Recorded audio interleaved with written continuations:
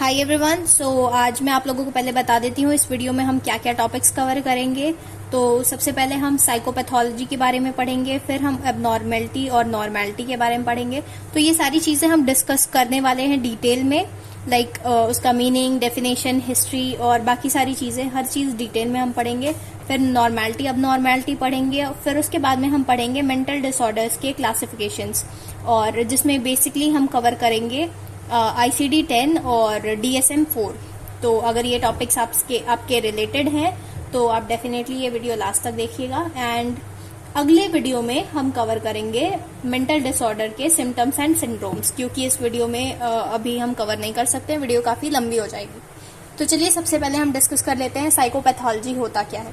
Psychopathology or abnormal psychology is a branch of psychology in which we study the abnormal behavior or experiences। तो psychopathology या फिर abnormal psychology, दोनों में से आप कोई भी वर्ड यूज कर सकते हो। वो साइकोलॉजी की ऐसी ब्रांच है जिसमें हम क्या पढ़ते हैं, अबनॉर्मल बिहेवियर या फिर एक्सपीरियंसेस। नाउ ये बहुत आसान से शब्द में लिखा हुआ है और बहुत ज्यादा मैंने डिटेल में नहीं लिखा है, क्योंकि हमें वीडियो को शॉर्ट भी रखनी है और आपको समझ में भी आना चाहिए। बाकी चीजें तो आप खुद से भी लिख सकते हो। Now moving on with definition. तो डेफिनेशन बहुत सारे लोगों ने बहुत सारी डेफिनेशंस दी हुई हैं, पर जो सबसे इजी मुझे लगा, इजी टू रिमेम्बर, वो है H.J. आइसिंग का। तो कहीं पे भी अगर प्रोनाउंसिएशन गलत होती है तो आप प्लीज मुझे कमेंट बॉक्स में बता देना यार।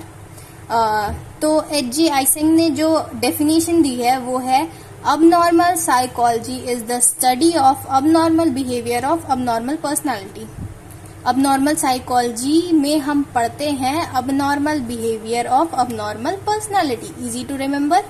now moving on, subject matter, क्या क्या हम पढ़ते हैं साइकोलॉजी में, abnormal psychology में। तो सबसे पहले हम पढ़ते हैं साइकोपैथोलॉजी, फिर उसके बाद में हम पढ़ते हैं study of unconscious mind, sexual deviation, study relation of body and mind, हम पढ़ते हैं relation of body and mind. Mental retardation, to study criminal and anti social behaviour, process of motivation related to mental hygiene and causes of abnormality, and last में psychotherapy. ये है हमारा subject matter. Now moving on to history of abnormal psychology. तो यार देखो, हर जगह पे बहुत अलग अलग लिखी हुई थी, पर सिंपल वर्ड्स में मुझे जहाँ पे जो सबसे सिंपल और इजी टू रिमेम्बर लगा। और हिस्ट्री अगर पूछता है, देखो लॉन्ग आंसर में पूछेगा तो आपको ऑब्वियसली बात है डिटेल में लिखना पड़ेगा, तो बाकी आप खुद से लिख लेना। तो अभी जो यहाँ पे है वो है, in ancient time mental illness was thought to be caused by demons और animal spirits taking over the body. The treatment for mental illness was torture. तो पहले के टाइम में लोगों को क्या लगता था, मेंटल इलनेस जो है वो डीमंस या एनिमल स्पिरिट्स की वजह से हो रहा है। वो बॉडी वो किसी के शरीर के अंदर चले जाते हैं और इस वजह से वो पर्सन ऐसा बिहेव करता है। पहले के टाइम में लोगों को ऐसा लगता था, और उनको ये लगता था the treatment for mental illness was torture, कि शरीर को टॉर्चर करो तो वो ठीक हो जाएगा। Abuse the body badly enough and the spirits will want to leave it. Body को इतना टॉर्चर करो कि स्पिरिट्स खुद ही छोड़ के चले जाएं, पर ये सही नहीं है, ये तो सोच ही गलत है। नाउ मूविंग ऑन, हिपोक्रेट्स, जो हमारे फादर ऑफ मेडिसिन हैं, जिन्होंने शायद हिपोक्रेटिक ओथ करके भी कुछ होता है डॉक्टर्स का, तो उन्होंने लोगों को समझाया कि भाई ऐसा नहीं है, और उन्होंने फिर उसके बाद में ट्रीटमेंट भी उसके लिए दी कि क्या कर सकते हैं। तो वो शायद आयुर्वेद कुछ करके है, वो टॉपिक मैंने कवर नहीं किया है क्योंकि फिर वो काफी डेप्थ में वीडियो हो जाती। अब आगे बढ़ते हैं, 4 Ds of abnormal behaviour. 4 Ds क्या क्या है अबनॉर्मल बिहेवियर के। पहला है डेविएंस, नॉट बीइंग यूजुअल। फिर आता है distress, very upset, dysfunction, abnormal functioning और impaired, danger, put a person in danger और रिस्क। तो ये सारे जो हैं, ये कोई भी पर्सन अगर अबनॉर्मल बिहेवियर इन सब में से कुछ भी है उसके अंदर, तो वो अबनॉर्मल है। अब आ जाते हैं हम नॉर्मेलिटी और अबनॉर्मेलिटी की बात कर लेते हैं। तो देखो ये टॉपिक काफी बड़ा हो जाता, तो मैंने इसको एक छोटे तरीके में कवर करने की कोशिश की है। देखो पहला तो आपको नॉर्मेलिटी और अबनॉर्मेलिटी समझना होता है, फिर उसके बाद में उसके कैरेक्टरिस्टिक्स जानने होते हैं, फिर डिफरेंस जानना होता है। तो मैंने कैरेक्टरिस्टिक कुछ इस ढंग से लिखा है कि आपको इसमें इनका मतलब भी समझ में आ जाएगा और डिफरेंस भी कर लोगे, और कैरेक्टरिस्टिक तो लिखा ही हुआ है, तो सिर्फ इतना अगर समझ लोगे, याद कर लोगे तो काफी है। फोकस कर लेती हूँ। नाउ नॉर्मेलिटी और अबनॉर्मेलिटी, देखो जो यूजुअल है, जो कॉमन है, जो हर कोई करता है, वो नॉर्मल है, और जो अनयूजुअल है, जो डिफरेंट है, वो अबनॉर्मल है। ठीक है, अब कैरेक्टरिस्टिक जान लेते हैं। पहले नॉर्मल बिहेवियर की कैरेक्टरिस्टिक जान लेते हैं। Realistic life goal, adequate feeling of security, efficient contact with reality, ability to learn from past experiences, adequate emotionality, integration and consistency in personality.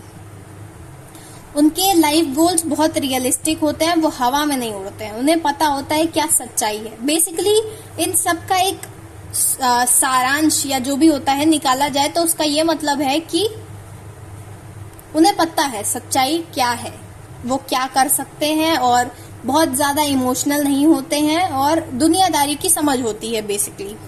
अब नॉर्मल बिहेवियर क्या क्या है, तो यार एक और इम्पोर्टेंट चीज मैं आपको बता देती हूँ, जो नोट कर लेना आप, जो दिमाग में बैठा लेना। अबनॉर्मेलिटी जो चीज है ना, वो प्लेसेस, पर्सन, सोसाइटी, इन सब चीजों पे डिपेंड करती है। जो हमारे कल्चर में नॉर्मल है, हो सकता है वो किसी और कल्चर में अबनॉर्मल हो। जो उनके कल्चर में, जो वहां के लोग करते हैं, वो हो सकता है हमारे लिए अबनॉर्मल हो, पर उनके लिए नॉर्मल हो। तो ये डिपेंड करता है प्लेसेस या कल्चर या लोगों पे। Now moving on, characteristics of abnormal behaviour. Suffering from unhappiness, जो इस टाइम पे सारे एग्जाम देने वाले लोगों के साथ चल रहा है। इसका ये मतलब नहीं है कि आप नॉर्मल हो पर mostly suffering from unhappiness, less enjoyment, less efficient, poor adjustment, anti social behaviour, tension and hyper sensitivity, emotional immaturity, mental imbalance या इंस्टेबिलिटी। ये है हमारे कैरेक्टरिस्टिक्स। अब देखो डिफरेंशिएट करने को आएगा तो भी ये पॉइंट्स डाल के आप लिख सकते हो। ये इसका नॉर्मल में, इधर अब नॉर्मल का डिब्बा बना दो, इधर अब नॉर्मल का डिब्बा बना दो। नॉर्मेलिटी में नॉर्मल का लिख दो, अब नॉर्मेलिटी में अब नॉर्मेलिटी का लिख दो। तो ये आपका कैरेक्टरिस्टिक और डिफरेंशिएट दोनों हो गया। Now moving on, classification of abnormal behaviour. तो इंडियन क्लासिफिकेशन है, mental illness is divided into 3 sections. Indian classification हम डिटेल में नहीं पढ़ेंगे, बस इतना जान लो कि 3 सेक्शंस में डिवाइड होता है। शारीरिक होता है, और मेंटल होता है, और वाचिक होता है। ये 3 सेक्शंस है। फिर हम पढ़ेंगे डिटेल में अपना international classification of diseases, that is ICD, and ICD specially ICD ten हम पढ़ेंगे। तो सबसे पहले आप जान लो कि ये किसने इंट्रोड्यूस किया था। वर्ल्ड हेल्थ ऑर्गेनाइजेशन WHO ने इंट्रोड्यूस किया था international classification of diseases. In 1948, WHO published ICD-6. In 1968, ICD-8. In 1978, ICD-9. And in 1993 published ICD-10, जो अभी हम पढ़ेंगे। और अभी शायद प्रेजेंटली ICD-11 चल रहा है। तो 10 sections for mental illness under ICD-10 are, ये आपको याद करना पड़ेगा। You need to memorize these. At least topics जो हैं वो तो याद करने ही पड़ेंगे। 10 सेक्शंस क्या क्या है, पहले ये जान लो कि हर में 9 डिवाइडेड है। इसमें आता है 0 से 9, इसमें आता है 10 से 19, इसके बाद आता है 20 से 29। तो सब में 9 डिवाइडेड है। नाउ मूविंग ऑन, सबसे पहला आप पढ़ लो ऑर्गेनिक डिसऑर्डर। ऑर्गेनिक डिसऑर्डर आपका आता है आईसीडी कैटेगरी F0 से F09 में, ठीक है। फिर उसके बाद में आप जान लो ऑर्गेनिक डिसऑर्डर। ऑर्गेनिक का मतलब आपको पता ही है, जो नेचुरली होता है। तो नेचुरली कैसे होता है, which are caused by injury और diseases affecting the brain tissues as well as by hormonal और केमिकल अबनॉर्मेलिटीज। जो किसी इंजरी या डिजीज के कारण जब हमें हम अब नॉर्मल बिहेव करते हैं या अब नॉर्मेलिटी हो जाती है दिमाग में, तो वो है ऑर्गेनिक डिसऑर्डर। फिर उसके बाद में आता है disorder caused by psychoactive substances. देखो वर्ड इटसेल्फ से क्लियर है, disorder caused by psychoactive substances. Psychoactive क्या हुआ? नशीली पदार्थ है। अब नशीली पदार्थ है, पहले ये जान लो, ये आता है आईसीडी कैटेगरी F10 से F19 के बीच में। Alcohol, caffeine, nicotine, marijuana and certain pain medicines, many illegal drugs such as heroin, LSD, cocaine are also psychoactive substances। तो ये सारे substances psychoactive substances हैं। Now delusional disorder, delusional से word itself से clear है कि वो इंसान समझ ही नहीं पाता क्या सच है क्या सच नहीं है, क्या वो इमेजिन कर रहा है। तो ये आता है आपका आईसीडी कैटेगरी 20 से 29 के बीच में। Previously called paranoid disorder. Delusional disorder को पहले बोलते थे पैरानॉइड डिसऑर्डर, जिसमें क्या होता है, एक पर्सन नहीं बता पाता कि क्या सच है and what is imagined. A person can not tell what is real from what is imagined. Now अब आ जाते हैं last topic which is mood disorder. ये आता है आपका आईसीडी कैटेगरी F30 से F39 के बीच में। इमोशनल स्टेट इज अफेक्टेड, जिसमें क्या होता है, आपका इमोशनल स्टेट अफेक्टेड होता है। तो इसका एक एग्जाम्पल है डिप्रेशन। नाउ मूविंग ऑन, आगे बढ़ते हैं। 10 है ना, तो अभी आगे और पढ़ना है आपको। ये हमने ऊपर गलती से एक लिख दिया था। तो यहाँ पे आ जाता है आपका neurotic stress related and somatoform disorder. देखो कहीं प्रोनाउंसिएशन गलत होगी तो भाई कमेंट में बता देना, और क्या। आईसीडी कैटेगरी F40 से F49 के बीच में आता है ये। Physical symptoms such as pain और fatigue that causes emotional distress and problem functioning. कभी कभार क्या होता है, हमारे कुछ फिजिकल सिम्टम्स होते हैं, जैसे कि दर्द हो गया या फटीक हो गया, जिसकी वजह से हमारा इमोशनल स्टेट डिस्टर्ब हो जाता है या फिर कुछ दिमाग में फंक्शनिंग में प्रॉब्लम आ जाती है। तो वो आता है आपका न्यूरोटिक डिसऑर्डर में। और अब आगे बढ़ते हैं। Behavioural syndrome associated with psychological disturbance and physical factors. ये आता है आपका आईसीडी कैटेगरी F50 से F59 के बीच में। Caused when the normal functioning of the body is affected. जब आपकी बॉडी का नॉर्मल फंक्शनिंग अफेक्ट होता है, तब इस तरीके के बिहेवियरल सिंड्रोम्स या एसोसिएटेड विथ फिजियोलॉजिकल यानी कि शरीर एंड फिजिकल फैक्टर्स, जब इनकी वजह से आपके बिहेवियर में कोई चेंजेस या कुछ अफेक्ट होता है, तो वो आता है आपका कैटेगरी आईसीडी कैटेगरी F50 से F59 के बीच में। Now disorder of adult personality and behaviour, ये आता है आपका आईसीडी कैटेगरी F60 से F69 के बीच में। Those disorders in which people need not to visit hospital और साइकाइट्रिस्ट। ये ऐसे डिसऑर्डर्स हैं जिसमें डॉक्टर के पास या हॉस्पिटल जाने की या साइकाइट्रिस्ट के पास जाने की जरूरत नहीं होती है। ये हमारा एक तरीके से हम कह सकते हैं नेचर टाइप हो जाता है, लाइक स्टबर्न होना या फिर lack of flexibility, feeling of insecurity, negativity हो जाती है इंसान के अंदर, नेगेटिव हो जाता है वो पूरा का पूरा, और या फिर वो इलीगल एक्टिविटीज में इन्वॉल्व हो जाता है। तो इस तरीके के डिसऑर्डर्स ये हैं adult personality and behaviour disorder. Now आ जाते हैं mental retardation. Mental retardation itself is clear कि वो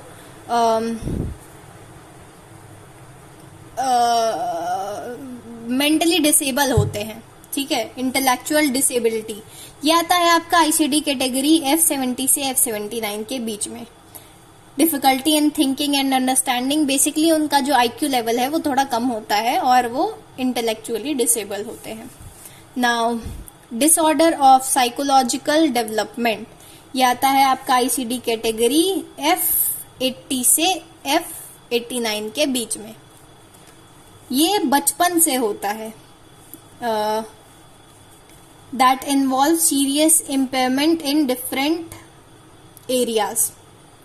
इसके अंडर में आता है आपका motor disorder, learning disorder.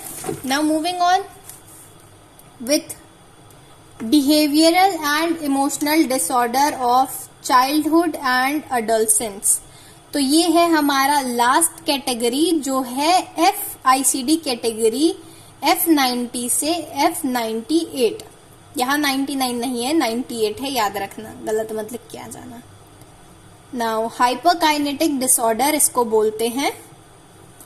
Children are often reckless and impulsive, prone to accident and find themselves in disciplinary trouble. ऐसे लोग जो एक होता है ना, शांत नहीं बैठ पाते, तो ये इसमें आते हैं हाइपरकाइनेटिक डिसऑर्डर में। यार बाकी ये हाइपरकाइनेटिक एक काम करना, गूगल करके थोड़ा डिटेल में पढ़ लेना।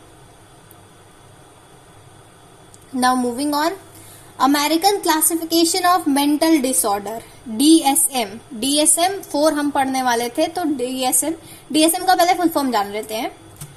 Diagnostic and statistical manual of mental disorder. DSM का ये फुल फॉर्म है, क्या है? Diagnostic and statistical manual of mental disorder. In 1994, American Psychiatrist Association published DSM-4। किसने पब्लिश किया? अमेरिकन साइकाइट्रिक एसोसिएशन ने, ठीक है, जिसका पर्पस क्या था?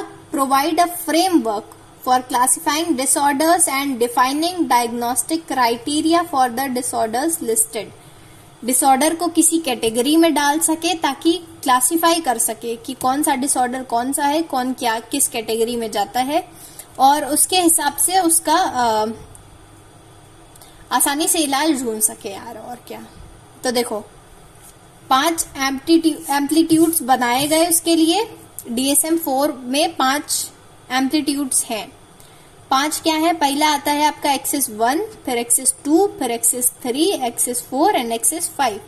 एक्सिस 1 में क्या आता है? क्लिनिकल सिंड्रोम, जिसको डिटेल में हम आगे पढ़ेंगे। फिर एक्सिस 2 में है पर्सनालिटी डिसऑर्डर, इसके साथ में एक और डिसऑर्डर है, वो भी अभी हम पढ़ेंगे। एक्सिस 3 में आता है आपका जनरल मेंटल कंडीशंस, वो पढ़ेंगे। 4 में आता है साइकोसोशल एंड एनवायरमेंटल प्रॉब्लम्स। 5 में आता है global assessment and functioning scale. तो पहले एक्सिस 1 हम पढ़ लेते हैं, जो कि आता है आपका क्लिनिकल सिंड्रोम। तो क्लिनिकल सिंड्रोम में देखो, जो मैं अभी बताऊंगी आपको वो सारा का सारा याद करने की जरूरत नहीं है। लाइक ये टोटल 16 पॉइंट्स हैं, तो 16 पॉइंट्स में से आप अगर 7-8 पॉइंट भी याद कर लेते हो तो काफी है, ठीक है। तो सबसे पहले हम पढ़ लेते हैं axis first categories. Axis first में कौन कौन सी कैटेगरी आती है? क्लिनिकल सिंड्रोम में क्या क्या आता है? Autism disorder usually first diagnosed in infancy, childhood और एडोलेसेंस, वो आता है आपका पहला क्लिनिकल सिंड्रोम में, ठीक है। फिर उसके बाद में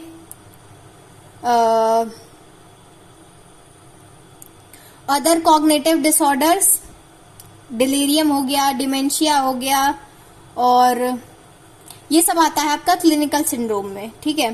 फिर mental disorder due to general medical condition not elsewhere classified, ये है कैटोनिक डिसऑर्डर, ये भी आता है आपका क्लिनिकल सिंड्रोम में।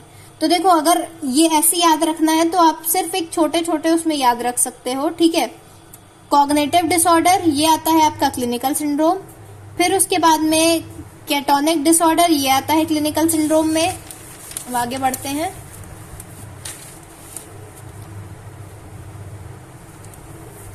सब्सटेंस रिलेटेड डिसऑर्डर्स, जो हम सब्सटेंसेस लेते हैं, जो साइकोएक्टिव सब्सटेंसेस हैं। सब्सटेंस रिलेटेड डिसऑर्डर, सब्सटेंस क्या क्या है? अल्कोहल, कोकेन, कैनबिस, जो भी है। फिर आता है schizophrenia and other psychotic disorders such as delusion, hallucination. फिर आता है आपका, ये सब एक्सिस 1 में है, याद रखना। मूड डिसऑर्डर, मूड डिसऑर्डर में क्या क्या है? सैडनेस है, डिप्रेशन है, मैनिया है। फिर एंजाइटी डिसऑर्डर, एंजाइटी टॉपिक यार बहुत इंपॉर्टेंट है, ये डिटेल में आगे हम किसी वीडियो में पढ़ेंगे। फिर आता है एंजाइटी में क्या क्या है? Tension, worry. फिर है सोमैटोफॉर्म डिसऑर्डर, इसमें क्या है? Pen disorder. फिक्शियस डिसऑर्डर, ये पूरा याद करने की जरूरत नहीं है, बस इनमें से कुछ याद रख लेना। या फिर ऐसे भी पूछ सकता है कि कोई एक नाम दे दिया कि वो किस में आता है, तो फिर थोड़ा सा फंस जाओगे, या तो सारा याद कर लेना। फिर आता है आपका फिक्शियस डिसऑर्डर हो गया, डिसोसिएटिव डिसऑर्डर, कॉन्शियसनेस, डिसपर्सनलाइजेशन। फिर आता है sexual and gender identity disorder, eating disorder. Eating disorder में आता है आपका एनोरेक्सिया, बुलीमिया, नर्वोसा। और फिर स्लीप डिसऑर्डर, इंसोमिनिया, और जो भी है फलाना ढिमाका। Impulses control disorder, pyromania, I am so sorry people. हाँ, एडजस्टमेंट डिसऑर्डर। फिर उसके बाद में other conditions that may be a focus on clinical attention such as family relationship. ये काफी डिटेल में दिया हुआ है ये लास्ट पॉइंट, पर डिटेल में मैंने लिखा नहीं। नाउ आ जाते हैं एक्सिस सेकंड में। एक्सिस सेकंड में हमारे दो टॉपिक्स हैं, पर्सनालिटी डिसऑर्डर और मेंटल रिटार्डेशन।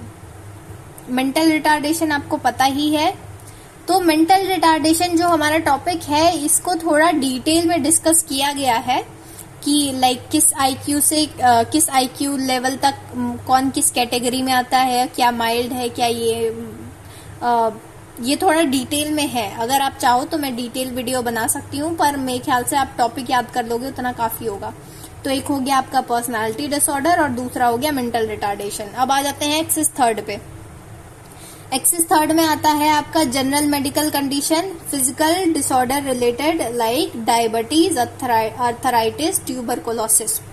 एक्सिस 4 में है आपका साइकोसोशियल एनवायरमेंटल प्रॉब्लम्स। ये हमने डिस्कस नहीं किया है डिटेल में, ये डिस्कस करने की जरूरत भी नहीं है। फिर आता है एक्सिस 5 में आपका जो हमने पढ़ा था, ग्लोबल असेसमेंट फंक्शनिंग स्केल।